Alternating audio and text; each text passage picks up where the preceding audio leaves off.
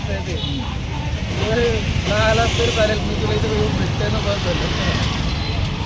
Time भेटला तर येत म्हणून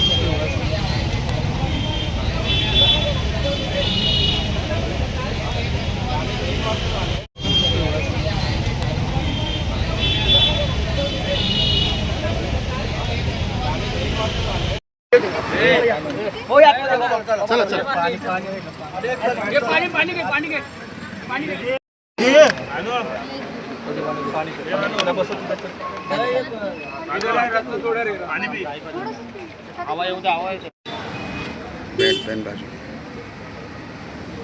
चला त्या पोरीचं घ्या ना, बहीण त्याची बहीण.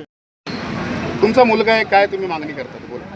माझा मुलगा म्हणजे ताप येत होता, त्यासाठी मग बायकोला माझ्या सांगितलं की मी आंबेडकरमध्ये घेऊन जा माझ्या, नाहीतर तापाची साथ आले जास्त, तर ॲडमिट केलं तर ॲडमिट करून घेऊ दे.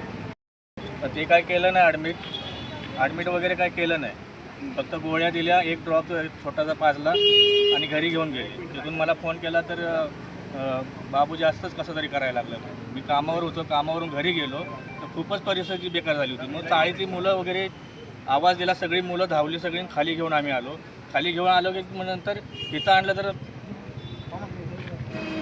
विशेष काय झालं माहिती आहे का, आमच्या इकडचा एक 15 वर्षाचा यंग मुलगा, तो 10वी 11वीला शिकत असताना त्याला एक 2-3 दिवसापासून ताप येत होता. त्याची आई त्याला घेऊन हॉस्पिटलमध्ये आली आणि डॉक्टरला सांगितलं की 11:30-12च्या दरम्यान घेऊन आली आणि डॉक्टरला बोलते की बाबा माझ्या मुलाला ताप येतो, राहून ताप येते.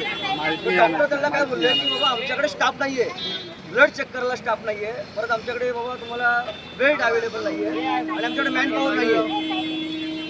तर ती आई बिचारी त्या पोराला घेऊन 2 गोळ्या दिल्या, काय ते त्याला गॅस झाला म्हणून त्या गोळ्या दिल्या, बिचारी घेऊन गेली, जेवण दिलं आणि त्या गोळ्या खाल्ल्या त्यांना रक्ताच्या उलट्या आल्या.